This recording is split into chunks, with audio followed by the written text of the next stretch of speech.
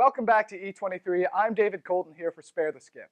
We've all been through the 3 a.m. grind of lying in bed, desperately searching through YouTube and Spotify for music that isn't Sugar by Maroon 5 for the 50th time. Lucky for us, the summer is the best time to find new tunes to jam to during the year. And even though fall is creeping up on us, there's still a few days left of warmth to take a look back at some of my favorite music from summer 2015. A big favorite of mine was Tame Impala's third album, Currents, distributed by Interscope Records. Tame Impala has always had a weird sound, whether it's because of frontman Kevin Parker's scarf-wearing Australian shenanigans or just because of their John Lennon on acid sound. These guys never fail to entertain. Currents was essentially the soundtrack to my summer. The band's trademark atmospheric music mixed with a classic synth rock sound is the perfect music to vibe to. Kevin Parker said he got the inspiration for this album while driving around LA listening to the Bee Gees and tripping shrooms, which, if you've listened to the album, makes perfect sense. Past Life wins the title of the weirdest song in the album, starting with Kevin Parker's charming Australian accent with a tripped-out effect talking about picking up his dry cleaning.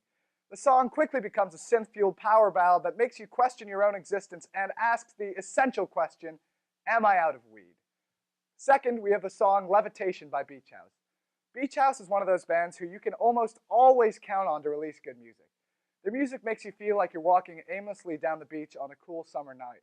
But this August, they released Depression Cherry, which took a different approach to their usually reserved sound.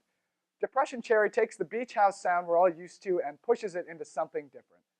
A good way to describe the transition made from Bloom, their third studio album, to this new one is a change in the release date. While the release dates usually fall right into the transition from winter to spring, presumably to let the fresh tunes set in by June, Depression Cherry was released at the end of August. To me, this late summer release date means that the album was meant to be listened to in the fall rather than the summer. Levitation kicks off the album with a distant synth-driven sound accompanied by guitarist Alexander Scali's roaring electric riffs, instantly taking us a level deeper than we're used to seeing from Beach House. Depression Cherry delves into the depths of singer Victoria Legrand's personal life, and if you're going to listen to this album all the way through, make sure you have a tub of ice cream and your copy of The Notebook ready to go. At number 3, we've got one of Flume's latest singles, Some Minds, featuring Andrew Wyatt. I cannot say enough good things about 23-year-old Australian producer Flume. The guy released his debut EP when he was 19 years old and reached the top of the charts in both Australia and New Zealand in a matter of weeks. Some Minds continues Flume's pioneering of a new genre of music that blends electronic sounds with musical structure.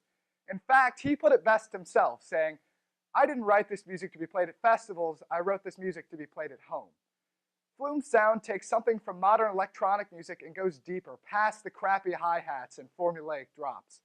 His sound soars past simple EDM and appeals to people who actually care about music, rather than a bunch of trash teenagers who couldn't care less about the reason they're at the show. Some Minds delivers the theme perfectly, using the talents of singer Andrew Wyatt, who previously recorded vocals on Mike Snow's Animal. The first 3 minutes sound like a great indie rock song, and the last minute and a half changes the game completely, dropping into a head-banging synth solo. In terms of electronic music, Flume was one of the best out there today, constantly changing up his sound and taking risks. Coming in at number 4, we have Mac DeMarco's My House by the Water. Mac DeMarco is a weird dude. Even though he looks like some sort of homeless hockey player, he manages to make some of the best summertime music in rotation today. With a beach-oriented sound similar to Real Estate, DeMarco knows how to please his audiences. That's why this summer, DeMarco released another one, an 8-song mini album full of love songs. In general, the songs were a bit of a step back from his 2014 hit Salad Days, using more synthesizer and fewer zany improvised guitar licks. However, Mac's weird personality remained totally evident in another one, especially in the last track, My House by the Water. The entire song was recorded by DeMarco outside of his home in Far Rockaway, New York. He lives directly across the river from JFK Airport, and you can hear planes taking off and landing in the background of this last track, which is, for the most part, just the sound of water on the shore, accompanied by a sullen-sounding piano part.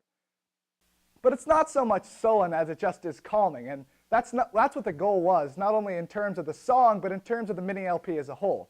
In total DeMarco fashion, he closes out the song with a period of silence, only to be interrupted with him listing his real address. Yes, you heard that right, his real address. Anyway, he cordially invites anyone who wants over to his house and leaves the audience with a simple, stop on by, I'll make you a cup of coffee. See you later. Finally, at number 5, we have the collaboration between the producer of mellow UK outfit The XX, Jamie XX, and Young Thug on the hip-hop funk jam, I Know There's Gonna Be Good Times. In my opinion, this was the catchiest, most well-rounded song released this summer. The release of the song on Jamie XX's debut album, In Color, was not only unexpected, but absolutely captivated audiences with its combination of an electro UK beat with American hero Thugga Thugga's hilarious, overpowering lyrics. I have no other way to put it than this. This song bangs. Hard. Of course, to add to the hilarious irony of the song, in Thugga's debut performance in the UK with Jamie XX, he referred to him as Johnny X, which is apparently the superhero alias of the cartoon teenager Johnny Test. So I guess Jamie has more going for him than we once thought. All jokes aside, In Color was one of the best albums released this summer, and it excited listeners everywhere for a potentially new take on the XX's sound for their next album. Hopefully these suggestions give you more than enough to listen to in these last few days of summer before fall sets in. And if all my music wisdom was just word vomit to you, then just check out my playlist entitled Spiced Up Solstice on E23's new Spotify channel. This has been David Colton. Let's bring it back to James and Colleen to close out the show.